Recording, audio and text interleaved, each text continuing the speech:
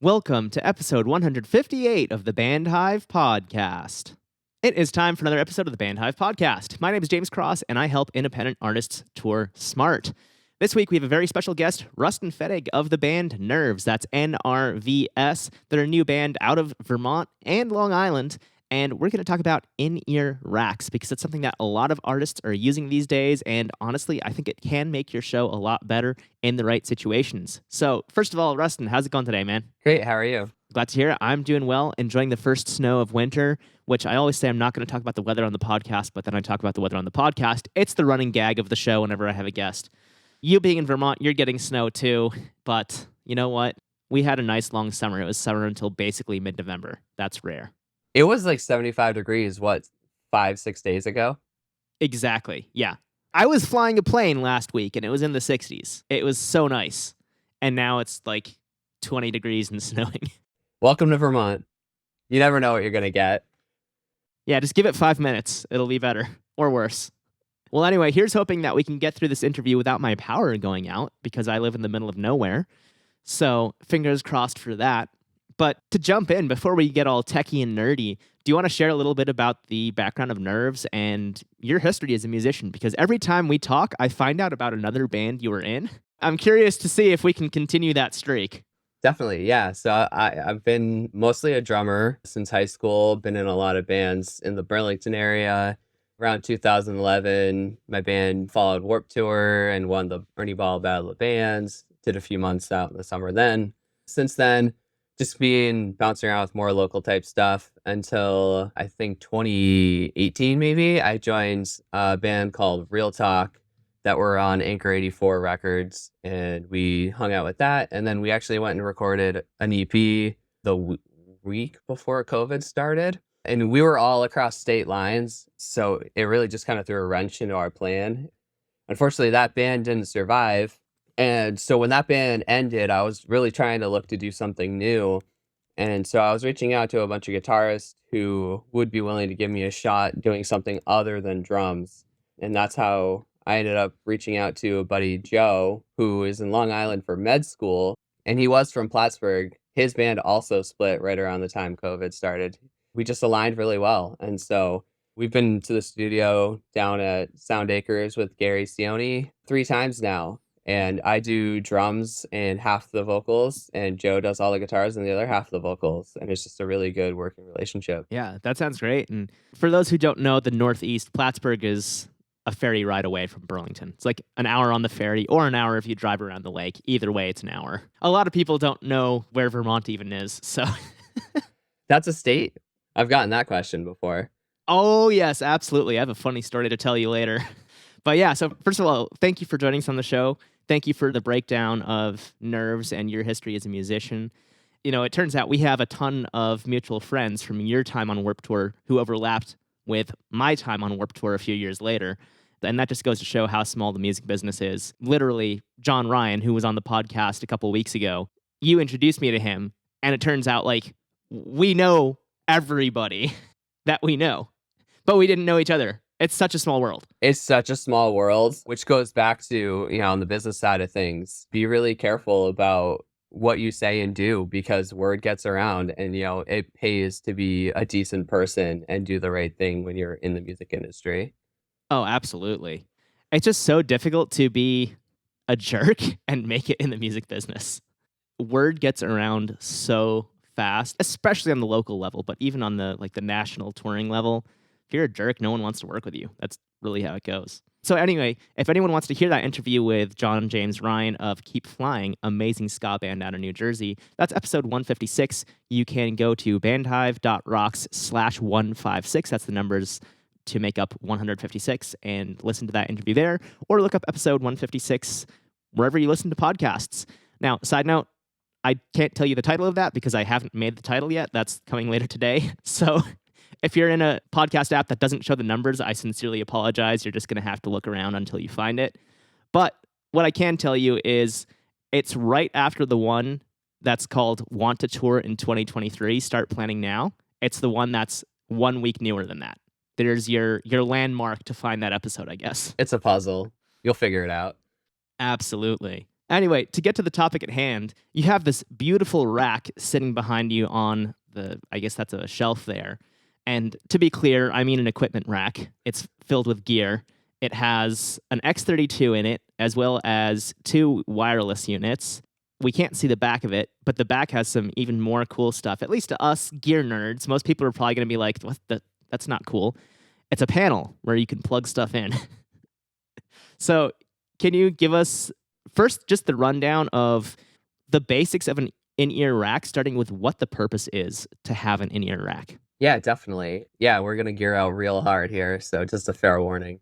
So the whole point of at least the way that we designed our in-ear rack, which is definitely designed after other in-ear racks that I've seen other people make, is it's supposed to be a self-contained in-ear monitor system. And so what that means is that it starts into a splitter and it creates 2 dry signals to go in 2 different directions. One goes into our X32 rack mixers so that we have our mixes the exact same every night. And then the other side actually goes to a snake that can go to front of house, and they get an uninterrupted line for each channel so that they can do a front of house mix. And basically, we both can just do whatever we want and won't affect the other side. Front of house people love it because they don't have to worry about in-ear mixes or monitor mixes at all. And we love it because we know that every single night we can just plug in and have the mix that we need to perform properly. That's such a huge advantage, being actually able to hear yourself without feedback. No hate to local sound engineers. Most of them, if you're playing a bar or a small club, are not limited by their skills, but more so limited by the equipment. And now with digital boards, it is getting better. But I remember back in the day, I would mix shows, and sometimes I didn't even have a graphic EQ to ring out the monitors. So the monitors had to be really quiet, and artists are saying, hey, can I get more? It's like, no, sorry. It's going to feed back if I give you any more. I cannot physically do that. And in-ears cut down on a lot of those issues. Plus, they cut down on stage volume, so the audience doesn't need to hear things as loudly to cover up what's on stage. All that kind of stuff is huge benefits. And I should say, you said we're going to nerd out. If you're not the nerdy person in your band and you're listening to this, please pass it on to the nerdy person in your band, whoever does the tech stuff, because they're going to really appreciate this episode, I think. And I'm totally happy for you to keep listening and learning about this. But please also share it with a nerd in your band, because you two can discuss it if you share it with a nerd in your band and you're not the nerd. Let's put it that way. And I should just mention that both Ruston and I are actual nerds about this stuff, so I'm not using that in a derogatory sense in any way. We drove down to Boston for a show, and like half the drive we were just talking about gear. Which was an awesome drive. Yeah, that was a really fun trip. And we got free food. I mean, bands, if you ever play Middle East in Boston or Cambridge, Massachusetts, directly across the street there's a place called Clover. If you show them that you are in a band and that band is playing Middle East that night, they will give you free food. So go check that out. Anyway, all that aside, I'm sidetracking here. Roughly how much did your in-ear rack for Nerves cost? And that's, including everything in the rack, but also the belt packs that you wear. The drummer has a little wired in-ear monitor mixer. What's a rough total sum for all of that? Yeah, so they're not cheap. And I wanted to preface this, we should definitely also chat about different ways to handle going with an in-ear rig. You don't have to do a full design like we did. You can do smaller versions. There are positives and negatives. The important thing is no matter what route you do is to do it right. To answer your question, so the X32 is pretty pricey and the price has gone up since COVID, essentially, like everything has. I think now those are going for between like $1,500 and $1,800 for just the mixer. And there are other mixers you can use as well. The reason that one's nice is you get 16 inputs, you get 8 outputs, and then you can expand it to 32 inputs.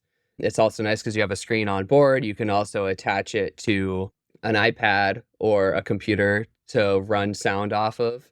A lot of venues also have Behringer equipment that can attach right to it, which is a huge advantage. Then when you're looking at wireless units, so right now our unit actually has 2 different wireless units.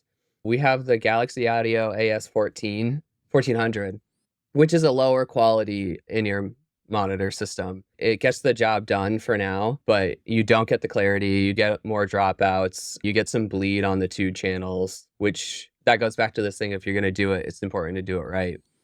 The other one is a Sennheiser G4 in-ear system. So that one has 2 receivers.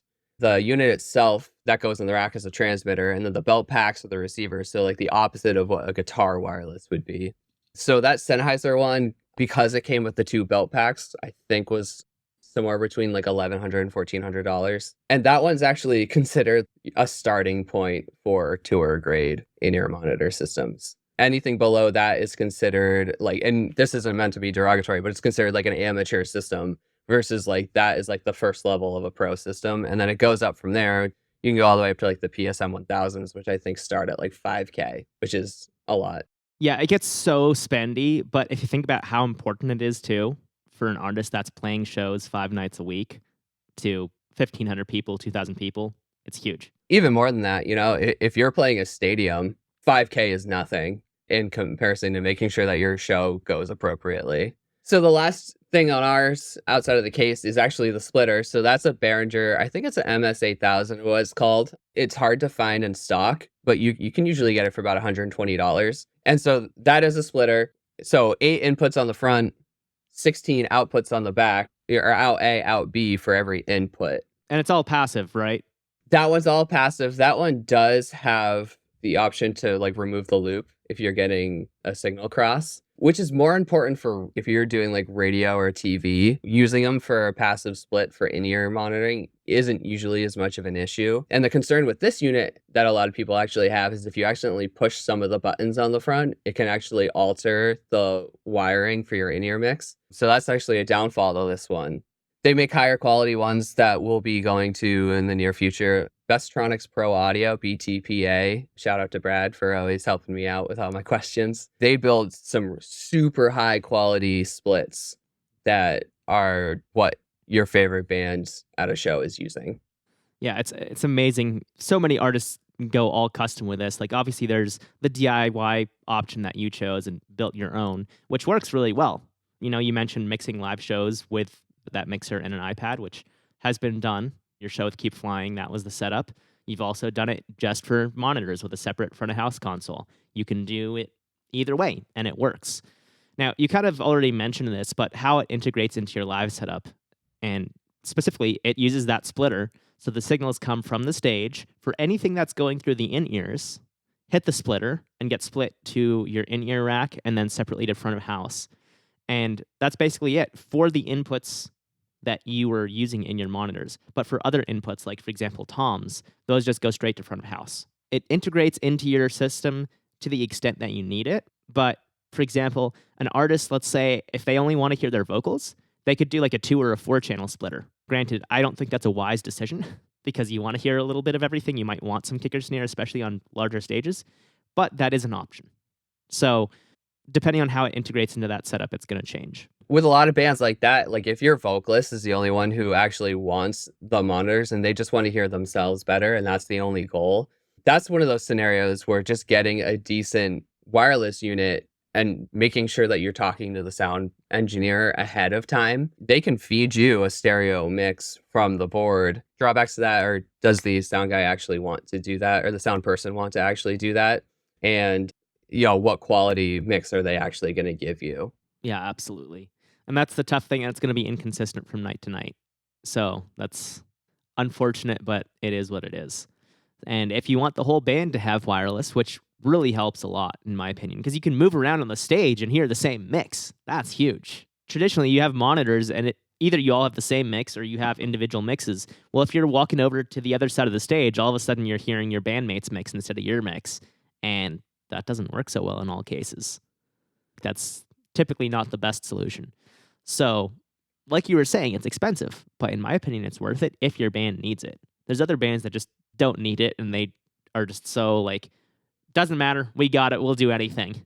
And props to them, but I think that is also difficult to execute well. You have to be an amazing musician to do that. It's just so difficult to play with traditional monitors and hear everything properly. Absolutely. Yeah, it definitely takes a certain kind of musician, like the right group of people. You can have 3 of 4 band members who can execute that really well. But if the 4th band member can't execute it properly, then it doesn't work. Yeah, it's, one bad apple spoils the batch. That's really what it comes down to. And that goes for a lot of things in bands. Like, doesn't just have to deal with monitoring. There's several important things to look out for.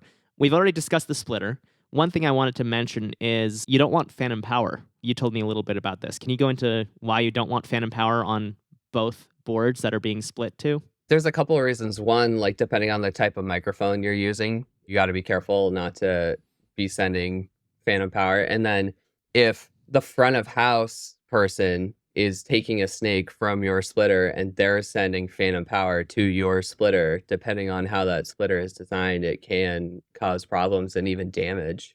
So it's definitely one of those things that if you're using in-ear monitors like this, again, proper communication with your sound person is huge. Let them know, hey, there's nothing on stage that needs phantom power for our stage setup. So keep phantom power off for everything. You don't want to risk losing an X32 rack. Depending on the mic, if it's like $100, yeah, it's no fun, but not the end of the world. Your whole rack, that's going to be tough. That's the main thing. It's pretty hard to damage mics in reality, but do it right. You're all there to do the best we can. We can do it right. Yeah, absolutely. And then talking about the mixer a little more, you're not just sending tracks through the split, you also have backing tracks coming out of the mixer. So can you talk about what the flow for that is like and how the X32 and really the in-ear rack help you use those features or those backing tracks in your band? One of the main things we do is we have cues and we have a click track going. And the nice thing about that is it's coming through the X32, which is also an audio interface. So it goes from a DAW system in a computer into the X32. And then we have it routed so that only we hear click tracks and we hear the cues. And we have the cues because we perform with 2 fill-ins every time because we're only a 2-person band full time. And so our drummer and bassist are always fill-ins. And when you have fill-ins, those extra cues can just help execute the performance a little cleaner each time, which is huge because, fill-ins don't have the multiple times a week to practice like the rest of us. So like you mentioned, so we also do have a little bit of backing tracks. So we have some keys and some synth, a little bit of percussion, and in certain parts, there's actually third guitar. And so all of those go into the X32 on individual channels. We mix them to our in-ears, and then they're also split internally to the X32 to go to some of the outputs, which go to the snake to go to front of house. So that way, the front of house person actually has an individual line for the third guitar, for the synth, for the percussion. And it's nice that they have those individual lines because every room is different, every PA is different. And so it allows them to make sure that they're mixing it just like they would any other member of the band. And that way you can just get the best sound for your show. I just also want to point out here, there are a lot of artists who are like, oh, that's selling out. No, it's not. And I can almost guarantee your favorite band does that. Like, unless your favorite band is a DIY band, they use tracks to some extent. Maybe they use it for some songs, not all. But they use tracks at some point. They use a click track. If you can find an arena level act that isn't using in-ears with tracks and you have proof that they're not using tracks, please let me know. They are. Let's put it that way. Do you like Blink 182? You better believe they're using a lot of tracks. There's no way that that 3-person band could fill out a stadium like they do. There's also videos of Blink 182 with their tracks going wrong that you can find online, which are fun.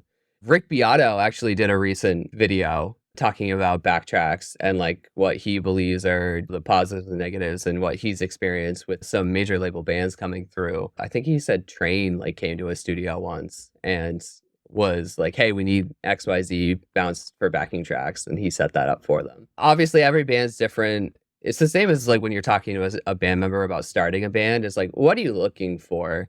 Are you looking to be serious? Are you looking to have fun? Do you want it to be raw? Do you want it to be polished? And when Joe and I had the conversation about Nerves, we wanted it to be the best show possible. And we knew that we would only be able to have 4 members on stage due to the fact that we're already including 2 fill-in. Yeah, otherwise you're literally filling the band with hired guns. So you're already at 50%. You don't want to make it more than that. Plus, it's just more people to coordinate. Ronnie Radke had this whole thing about tracks recently because their laptop died and they couldn't play a show. And people were saying, well, they should still be able to play the music. But at that level, guess what? you're going to have other stuff synced to it. They might have their lights synced. Maybe they do, maybe they don't. It's still possible that the lighting director, the LD, puts the set list into his system and he has it all built out, but it's independent from the laptop. But maybe they went a little lower budget and said, we're just going to sync everything to the laptop, because there are bands that do that as well. I've seen bands that have a mix of both. They'll have a live lighting director. And I think the coolest part of this that I ever saw was House of Blues Boston years ago. Bad Religion's lighting director was amazing. Most bands, what they do, and this is totally off topic. This is just me nerding out because I think you're going to appreciate it. It's part of the in-ear rig, and we'll wrap it all together. Don't worry. Usually a touring band will come in with their own board and integrate that into the house system. So they'll figure out what the patching is for the house lights and program that to work with their board. Because it's all the same protocol. It's all DMX, not the wrapper. It's an electronic protocol. Bad Religion, he didn't do that. He used the house board and then brought his own board, and he's playing two boards, and it was literally like watching a grandmaster play the piano.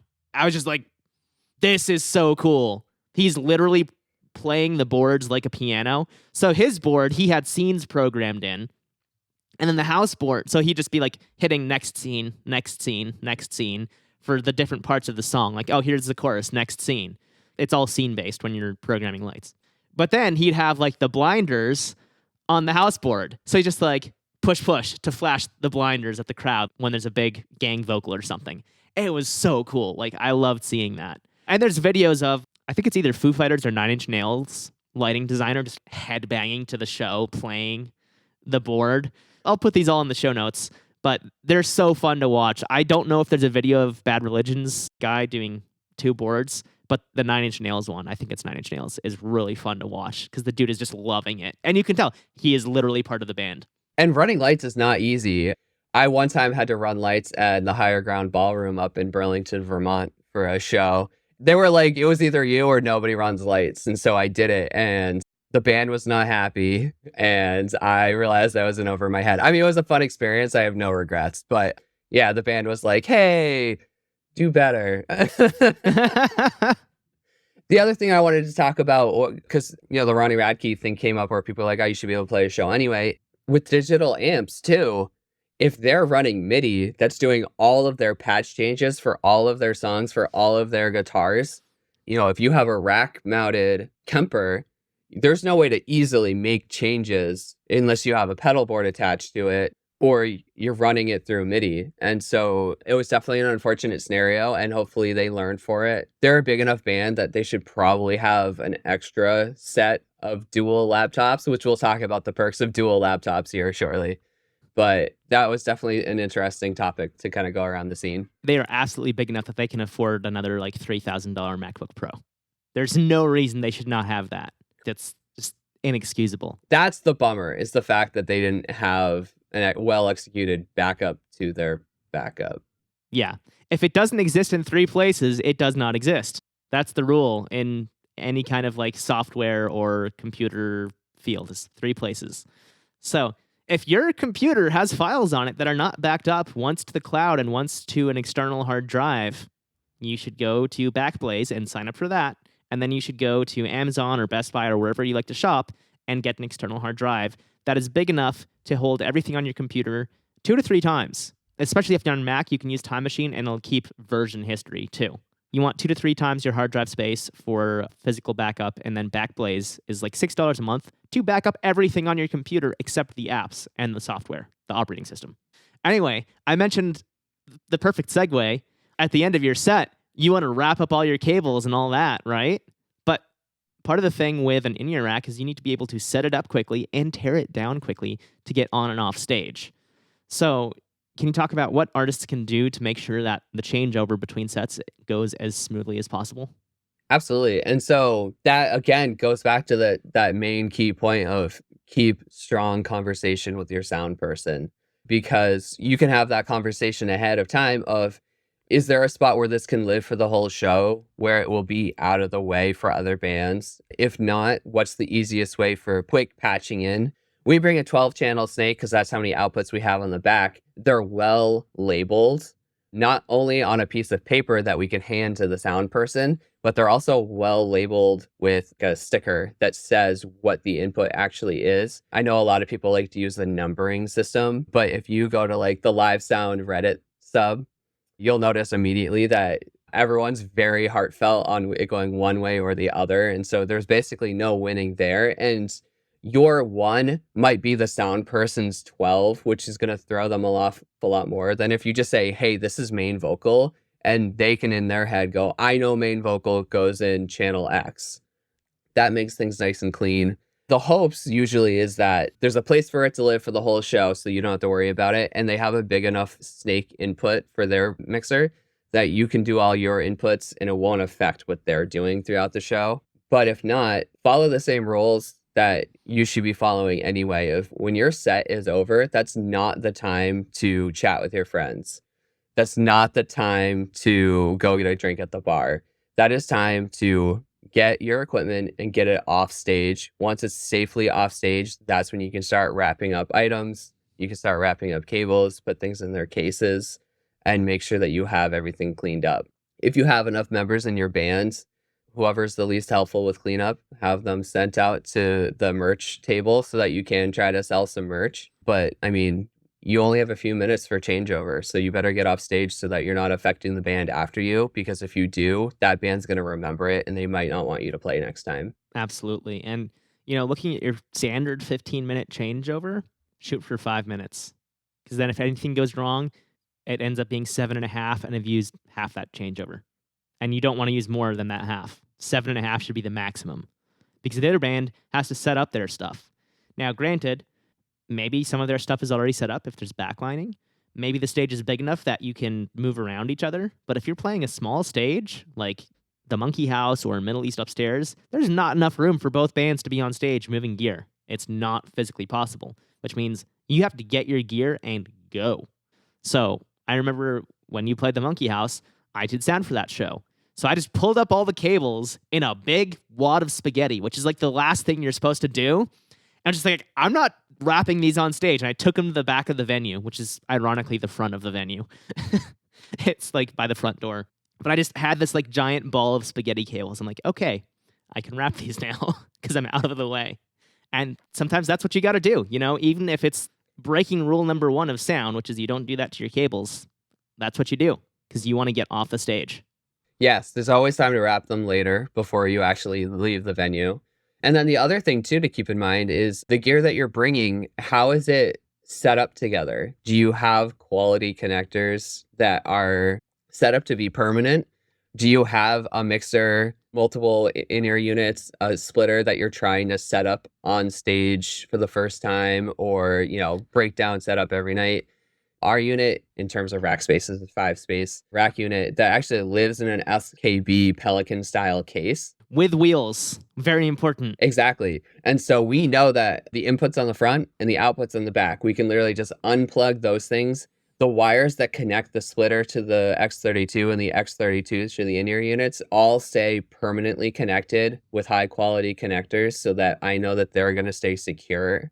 And then I can literally just drop it into the case and that's done. And then that's when we take the spaghetti of wires and wrap them separately. And it creates a quick changeover. Other people too, they like to use like taller wheeled rack units. That's nice because you can often like store the snake that goes to the front of the house like right into the back. So you don't even have to unplug those inputs, outputs.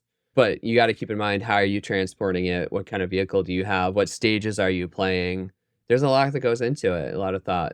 Yeah, I think that's a great point because this is not the setup that every band should use. We're just going through the basics. This will work for a lot of bands, but if you're playing like 500 cap rooms every night, first of all, you probably have somebody who can set this up for you, but also you're going to have a different setup because maybe you have a monitor engineer that you're taking along and they'll want something different. They'll want a board to mix on instead of an iPad. Maybe you're going to have your own front of house rig that you're traveling with, in which case maybe it makes sense to get something that you can connect with Ethernet. So both boards have their own independent stuff going on, but instead of running a snake to front of house, you just have a single Cat5 cable. It all comes into integrating with the stuff that you're doing and figuring out what you need for your situation. That's a huge part of it. But again, I think for almost any DIY or independent artist who's playing smaller venues, this is a really good setup to get started. It's relatively budget friendly. It's not cheap, but it's not ridiculously expensive either. I know people guitars more expensive than this build. Oh, yeah, absolutely. And you have the advantage of if you ever show up to a venue and their soundboard is terrible. Like I've gone to a venue where there was a 20-channel soundboard and 2 channels worked. You can be like, okay, we're going to use those 2 channels. We're just going to send you a stereo mix off the iPad, and it's going to sound way better because everything's in the mix instead of 2 things.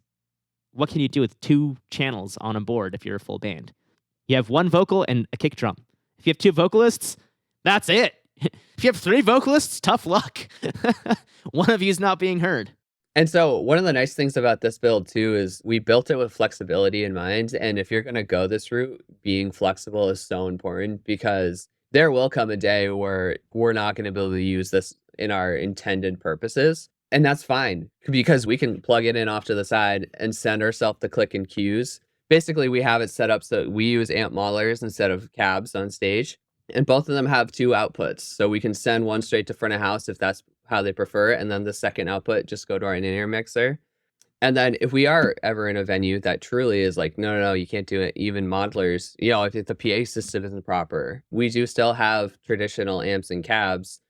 And what we can do is mic them, or, if we use the modelers basically as like a bypass method so that we can still get something into our in-ear monitors and then just use the amps and cabs live. It's all about flexibility. Absolutely.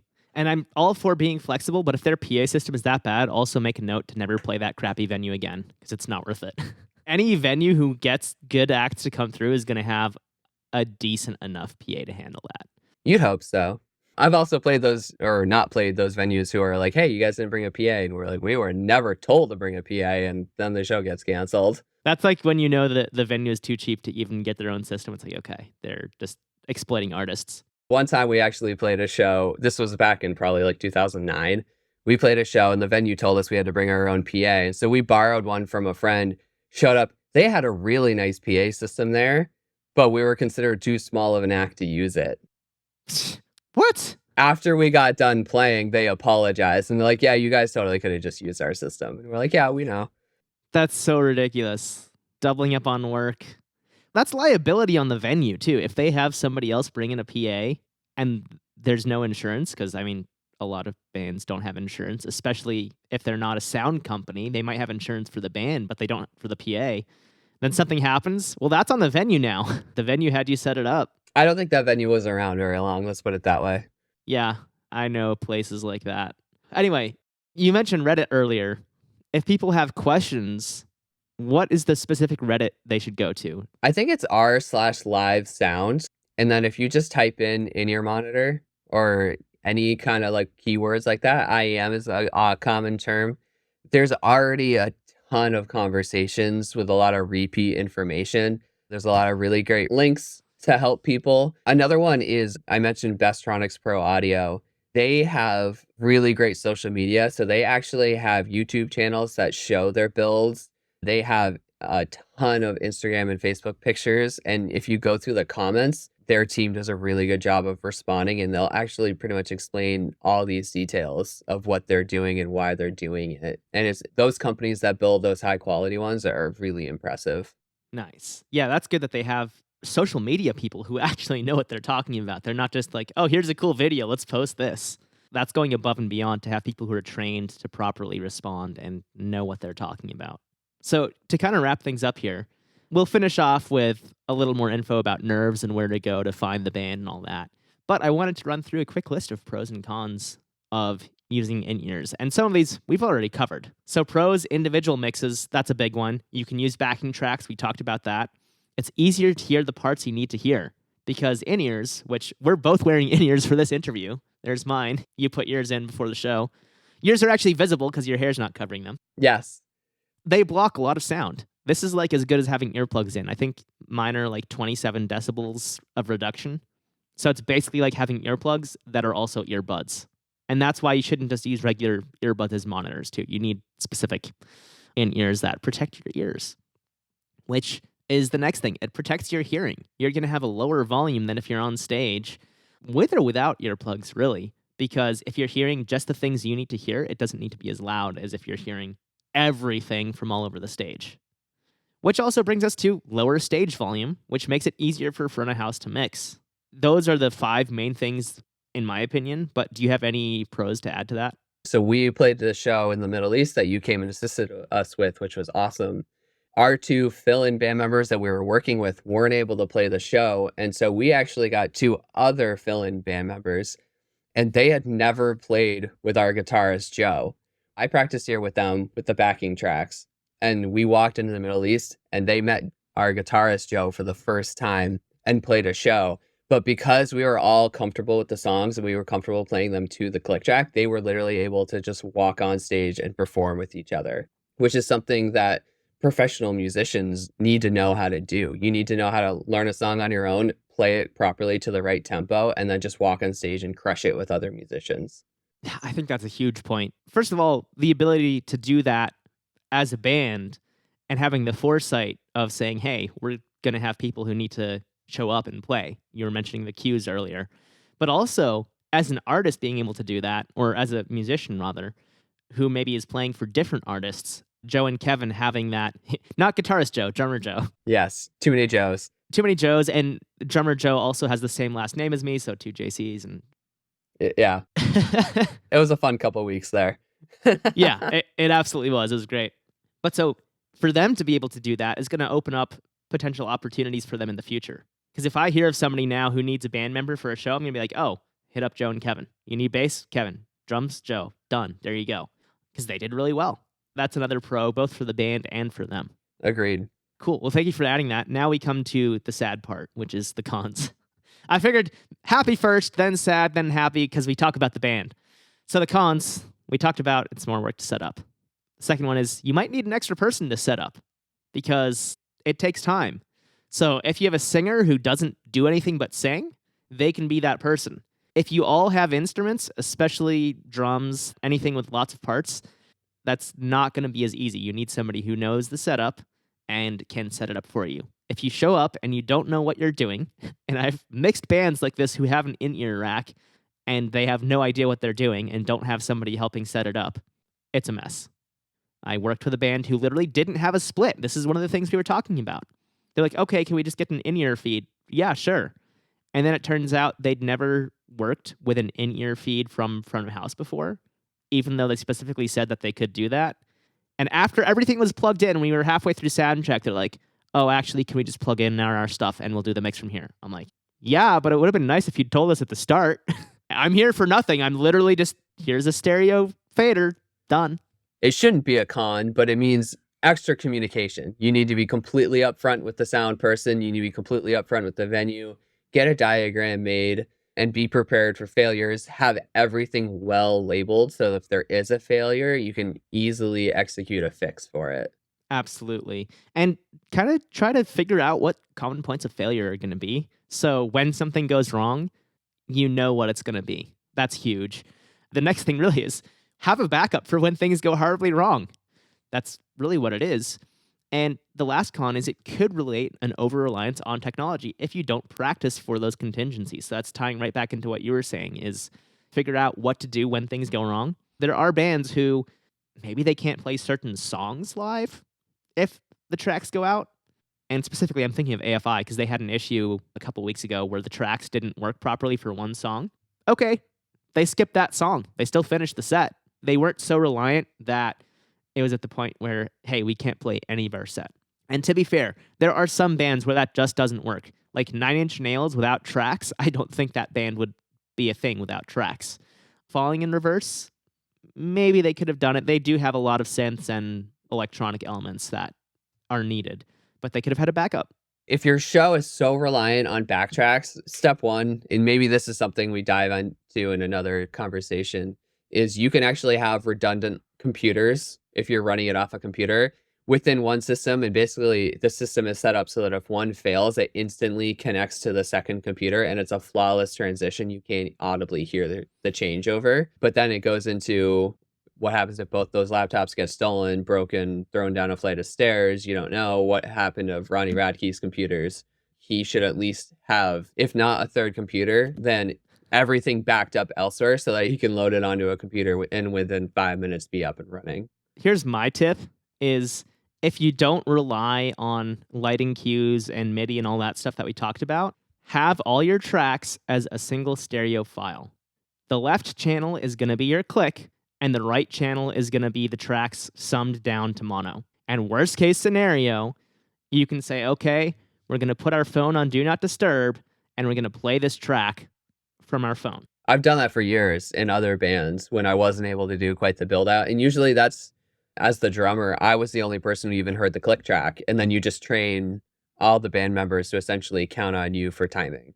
Absolutely. And that's how a lot of bands have done it for years. Like, that's a really great method, especially if you can't afford a full in-ear rack but want to dabble with tracks.